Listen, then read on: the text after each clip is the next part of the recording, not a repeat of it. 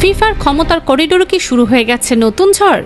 যে ইনফান্তিনো এক দশক ধরে বিশ্ব ফুটবলে রাজত্ব করছেন, সেই ইনফান্তিনোই কি এবার নিজের চেয়ার বাঁচানোর লড়াইয়ে? আর যদি তিনি বিদায় নেন, তাহলে ফিফার পরবর্তী সভাপতি কে হতে পারেন?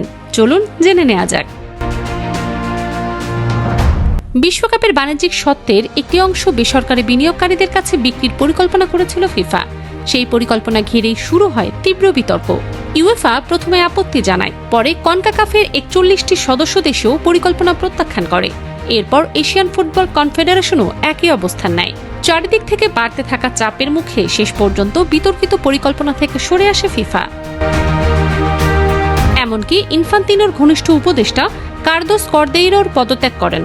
এরপর থেকেই ফুটবল বিশ্বে একটাই প্রশ্ন, এটাই কি ইনফান্তিনোর যুগের শেষের শুরু? আগামী বছরের 18ই মার্চ অনুষ্ঠিত হবে ফিফার সভাপতি নির্বাচন। আর এরই মধ্যেই সম্ভাব্য উত্তরসূরিদের নিয়ে শুরু হয়েছে জোর আলোচনা। সবচেয়ে বেশি আলোচনায় রয়েছেন কনকাকাফ সভাপতি ভিক্টর মন্টগলিয়ানি।